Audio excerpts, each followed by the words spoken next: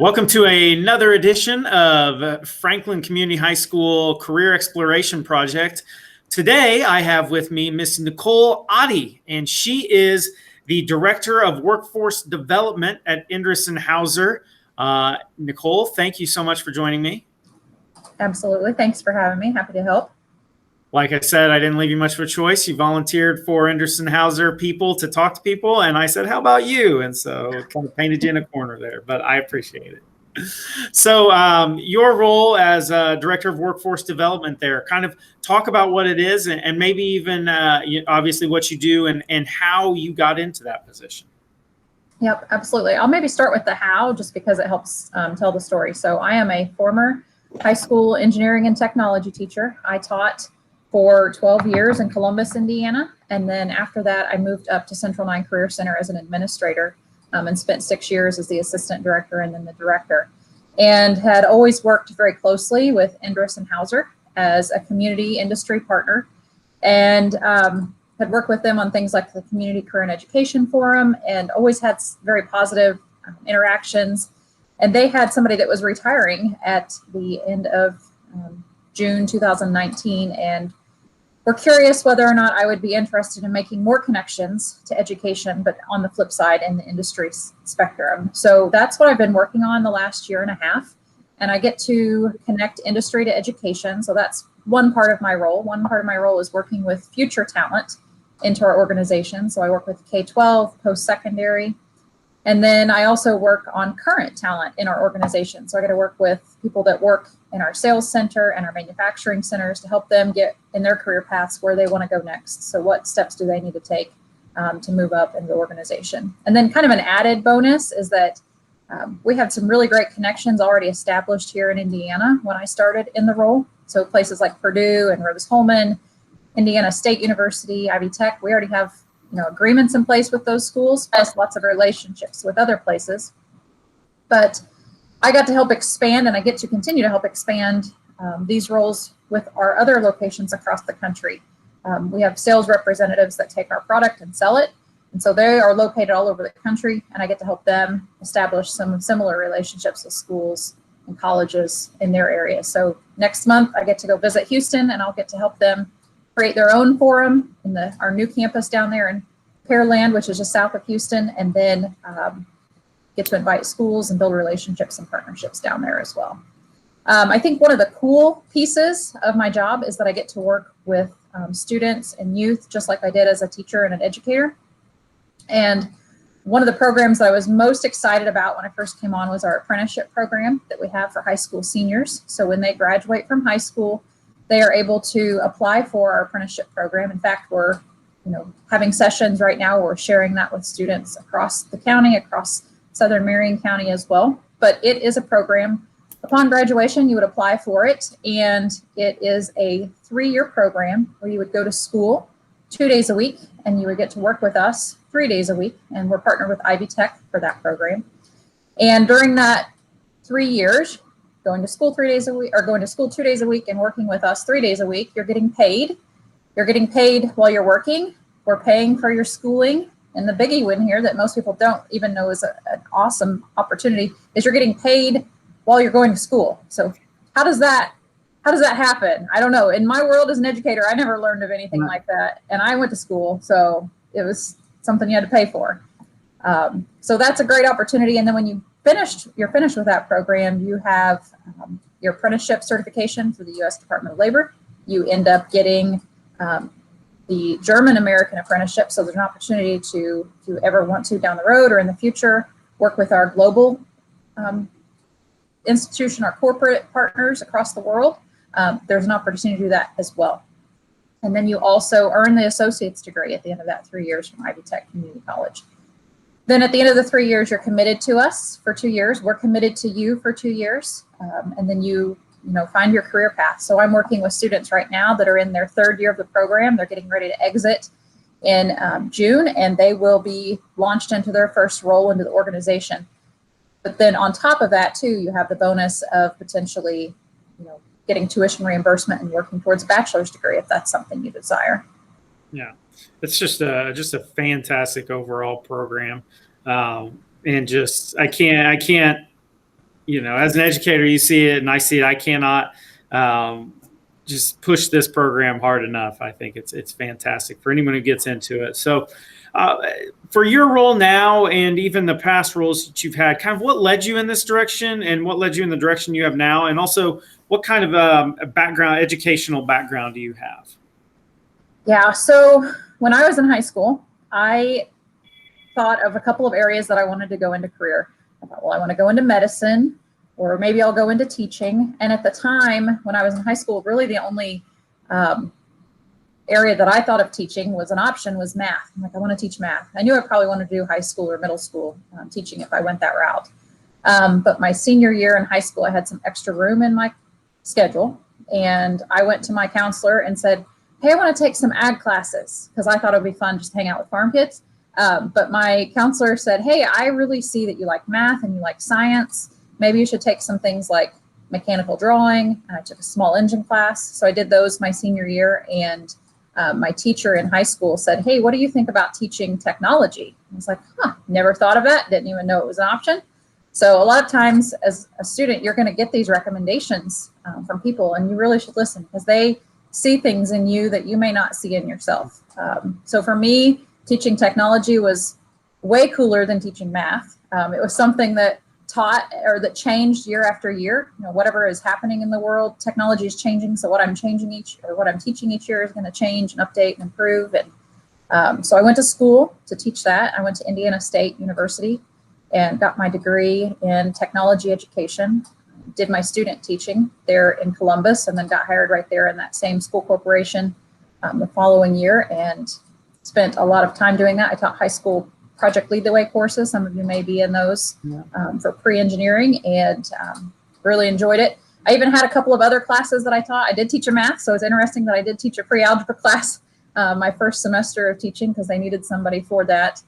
And then also did things like construction. I taught an architecture class, did some like communication, web design, video type classes. Always fun and always loved connecting with kids. So just like you were open for everything basically. And then you had the full circle where you came back to math for a little bit too. Yeah. This year you're like, yeah, sign me up for whatever it is to help. I'm down. Yes. I only did that one semester. And I was, I think, 21 when I started teaching. And it was a pre-algebra class, and I had seniors in the class that were 18. So it was like, I need to go back to teaching freshmen because I needed a little more age gap there. Yeah. So what are some of the things that you like? Obviously, you've got a newish role now. What are some of the things you like? What are some of the cons that you don't necessarily like? And even this could be about in education or at Central 9 or anything like that. Yeah, I think what I've learned over time, going into education, I thought I really love kids, and I do. I love kids. I love students, and you could put me in a classroom tomorrow and I would be super excited and happy about that. In fact, if I could do that in addition to what I'm doing right now, I think that would be the best of both worlds. So if I could teach, whether it's at a college level in the evenings or even like a single period of a day at a high school, that would fill my bucket. But I think what I've learned in the role that I'm in now is that I really just enjoy people. I love helping people in general, whether it's a student or an adult, whether they're going into their very first year of their career, or if they're 20 years in and they're looking to say, well, what do I do next? What's my next step? And how do I get prepared for that? And that's really something that I didn't realize until stepping into this role over the last year and a half. For me, it's just people, and I'm passionate about them. Is there's some things there that you see that you maybe don't necessarily like as much? I've been one to always really like what I'm doing. One of the things I think was tougher for me as an administrator, so if you're going from the teaching role into the administrative role, is that you just assume everyone's doing a really great job and they're doing what they're supposed to do and they're teaching, and then you see that on the administrative side, you have to deal with tough situations. And I think that's a different role. Handled it and took care of things as necessary, but it just wasn't something that I think came naturally to me. It wasn't my natural forte to have to deal with those really, really hard situations. It was a lot of stress going into that administrative role, but I wouldn't change any of it for anything, and learned so much during that time, and really came to love the people that I worked with at Central Mine. Yeah. So as far as personality styles or anything like that, what type of personality style would you think would be good at your job, and what type may have a little bit of struggles? I would say, in terms of personalities, whether it's in teaching or the role that I'm in, you really want to be passionate about developing others and helping others learn. Those were, if any of you ever get the chance to do Strengths Finder, that's something I've been able to do here as being a part of Endress and Hauser. That was one of the key takeaways that I took from that assessment. It was that my strengths are in developing, my strengths are in helping others learn. And I think that is applicable both to education and in this industry role as a workforce development area as well. Some other areas that I can think of off the top of my head is, this is probably in general for any role, is just being able to execute things, time management, scheduling, getting things done, being able to communicate and collaborate with people to get messages across is really important. If you're looking strictly to, I would say you're going to need to be at least a relationship builder. So if that's not a strength for you, then I wouldn't think about working in education.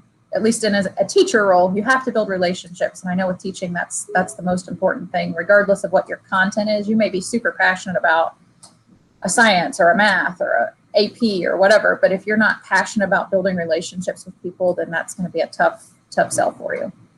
Yeah, definitely. How do you think, what's the best way for someone to kind of get prepared for a role in the workforce development and teaching, anything like that? Yep, and this would be true of any role that you're interested in the future, is go try it out, go experience it, whether it's through a family consumer science class at your high school. You may have a cadet teaching or something similar, or a work-based learning opportunity. Experience those classes, try them out while you're still in high school, do some job shadowing. If there's an opportunity for an internship, by the way, we have some internship opportunities coming up. One of those is in our engineering group, one of them is in controlling and finance, and one of them will be in our service quality group as well. So if that's something you have an interest in, that would be for seniors next year, to reach out, and we'd be happy to connect you there. But again, those are all opportunities to try it out. You don't want to go into college and not have experienced it or tried it out, where you're going to be spending money on something and not for sure if it's something you like or you don't like.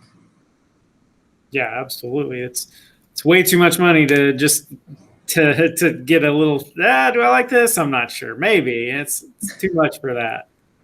So last question, general advice for a high school student. What's some general advice you have? Be involved, be engaged, and explore. So whether that's getting into a club at your school level, for me, it was Key Club, being involved in softball, and other ways. Those activities gave me a way to get connected to more people and to create relationships that I still rely on today, or that those things transition into other future hobbies or future opportunities. So now I didn't join Kiwanis through Key Club, but now I'm a part of Rotary Club because of that opportunity to serve that I learned in high school. Or in high school, played softball, but I might join an adult league now. It's a different competitive level, but definitely something that you can enjoy. So one, get involved, get active. Then two, explore, as I said before, try different things out, see what you like, see what you're passionate about. You can do your job and your career, which I'm doing right now, but also in the back of my mind, I have passions and things that I want to do. One day I want to open a bakery. One day, and I do this now already, I work with friends and family and create graphic design items for them. So anywhere you can have those other outlets to explore your interest, I think are great opportunities. Yeah, definitely. And it helps keep the work-life balance there as well too. You don't want to be all work. So that'll get you every single time. Absolutely. So Nicole, thank you so much for joining us. I really appreciate it. Once again, Nicole Otte, the Director of Workforce Development at Endress & Hauser. Thank you very much. Thank you, Brian. And thanks